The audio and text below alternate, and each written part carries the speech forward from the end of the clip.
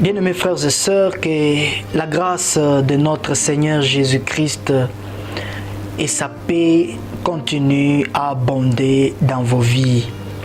Nous sommes encore là. Nous venons avec un nouveau numéro.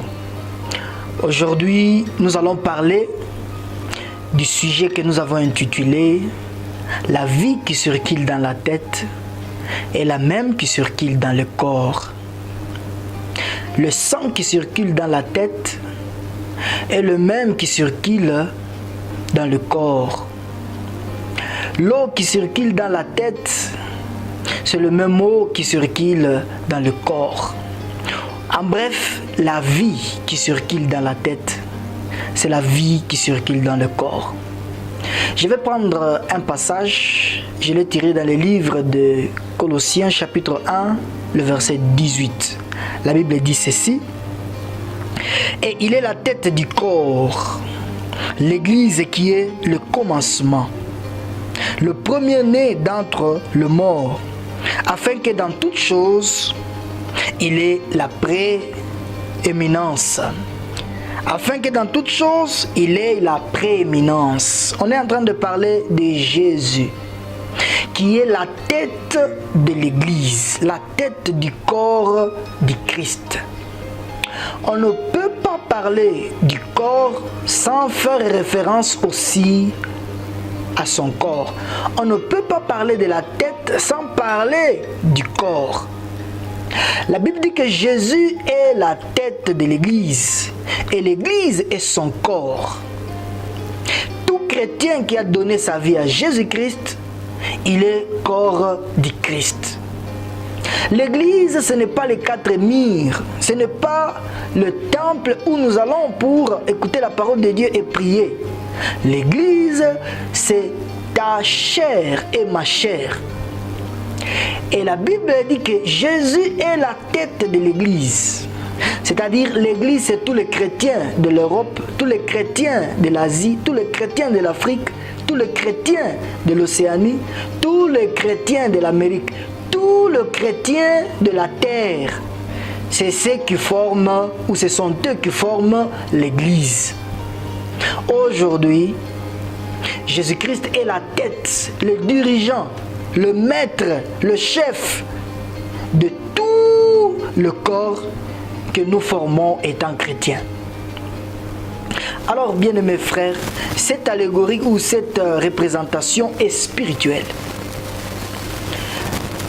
Dieu est celui qui a fait cela ainsi. C'est-à-dire, si Jésus, aux yeux de Dieu, il est fils bien-aimé, toi et moi, étant chrétiens, à cause de Jésus qui est notre tête, nous sommes aussi fils et filles bien-aimés de Dieu. Vous savez, c'est à la tête où il y a beaucoup d'organes qu'on appelle les cinq sens. C'est à la tête où il y a beaucoup d'organes qui ont trait aux cinq sens. C'est à la tête où il y a la vue, c'est à la tête où il y a l'ouïe, c'est à la tête où il y a l'odorat. Donc le corps n'a que le toucher.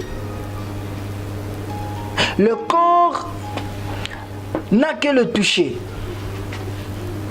Alors frères et sœurs, la tête comporte beaucoup de choses. La tête comporte la vue, la tête comporte l'ouïe, la tête comporte l'odorat et la tête aussi comporte le toucher. C'est-à-dire c'est à la tête où il y a tous les organes ou tous les cinq sens. La tête est la seule qui peut comporter ou peut avoir tous les cinq sens.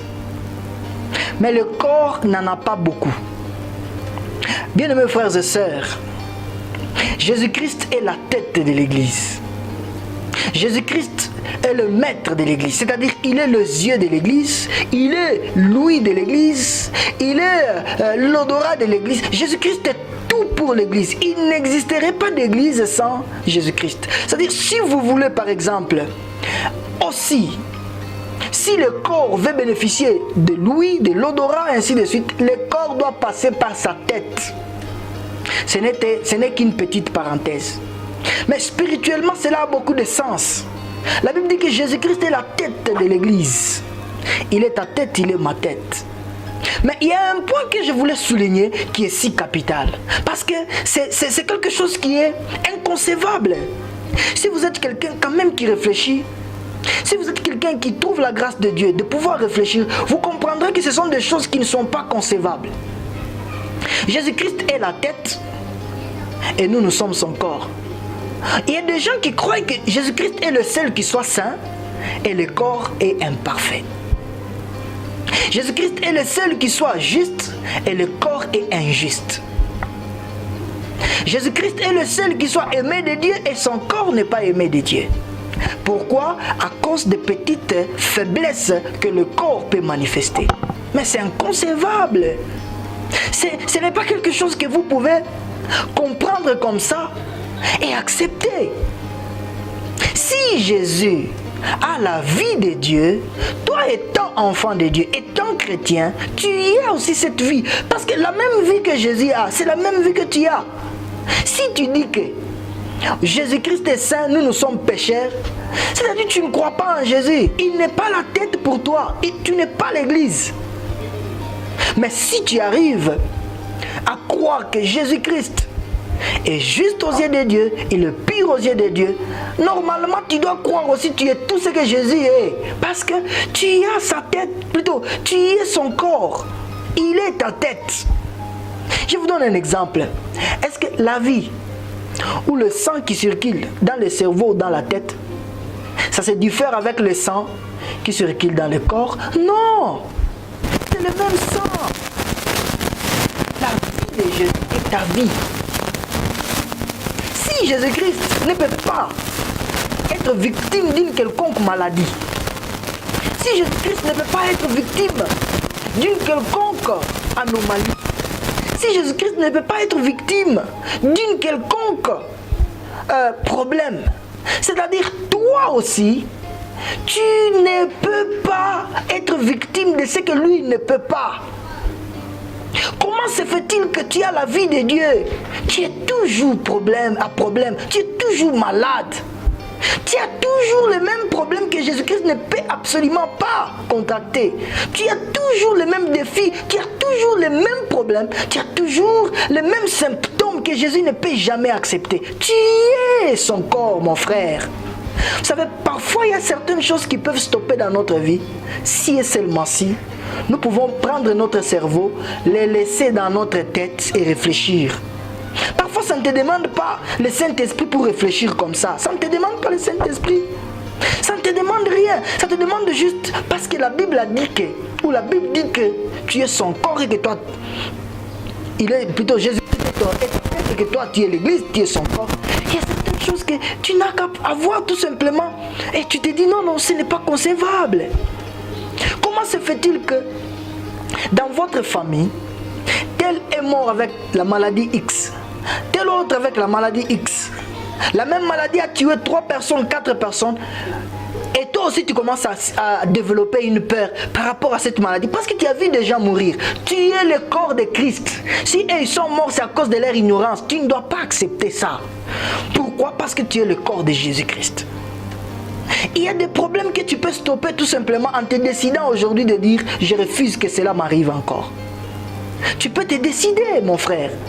Tu peux te décider, ma soeur. Pourquoi ce mariage ne vient pas? Tu es le corps de Christ. Jésus-Christ ne peut jamais accepter que des problèmes comme ça puissent lui arriver. Bien-aimés, nous sommes en train de parler de la vie qui circule dans la tête. C'est la même vie qui circule dans le corps. Non, si ma vie n'évolue pas, il y a tel démon, il y a tel démon, il y a tel problème, il y a tel sorcier, il y a tel. Mon frère, est-ce que tu as Jésus? Est-ce que Jésus est ta tête? S'il est la tête pour toi sur le plan spirituel, comment se fait-il que les démons sont incapables de toucher la tête, mais qu'ils viennent toucher le corps de la tête? Quelle est cette tête qui peut accepter que le corps continue à souffrir d'une plaie, que la tête peut régler? Quelle est cette tête qui peut réagir ainsi? Et d'ailleurs, quand il y a un problème dans le corps, peut-être aux orteils, la tête aussi subira ce problème-là.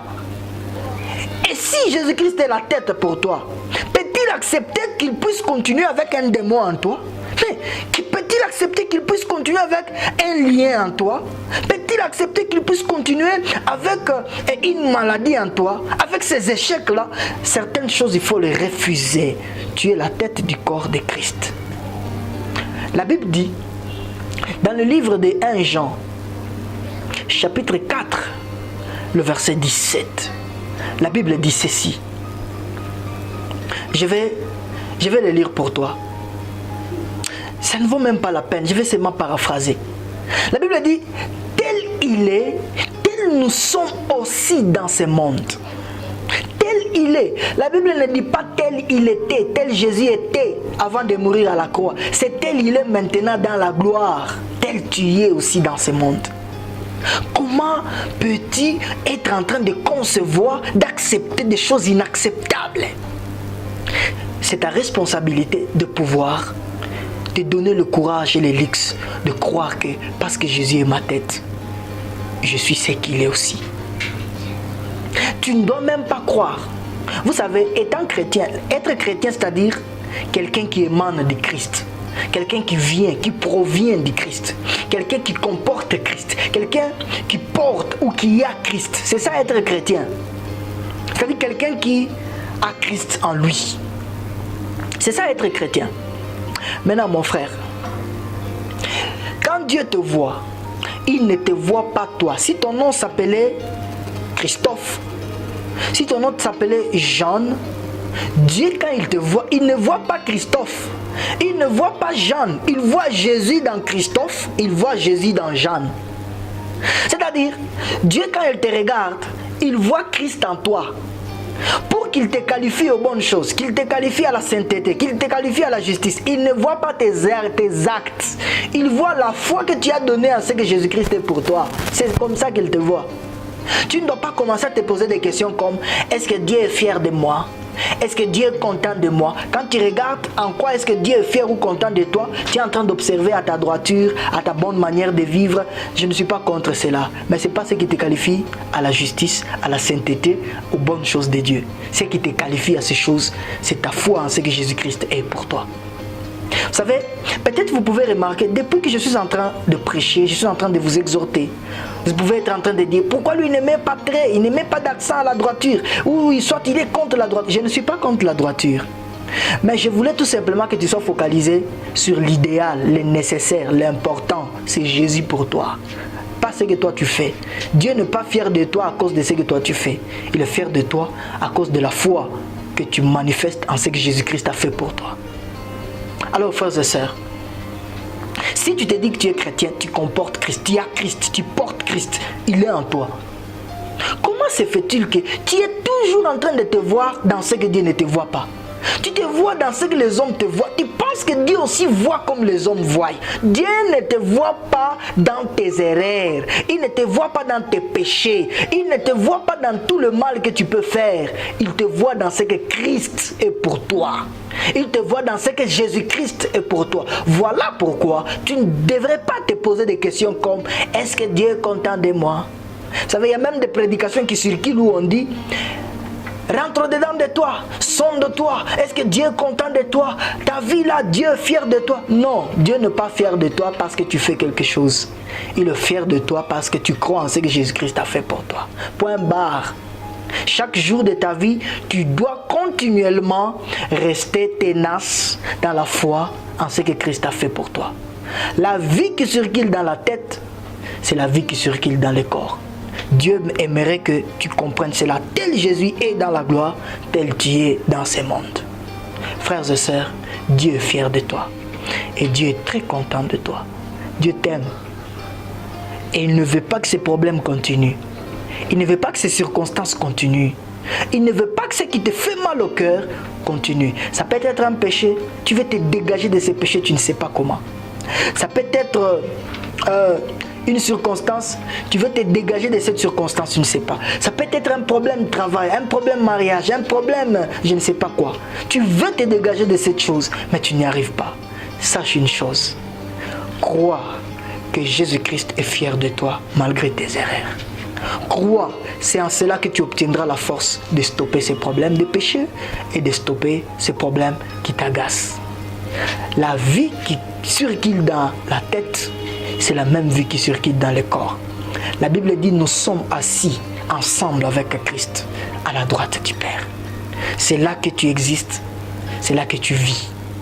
Et Dieu est fier de toi. S'il a permis que tu sois en Christ et que tu sois à sa droite, c'est qu'il est fier de toi, il est satisfait de toi et il est content de toi.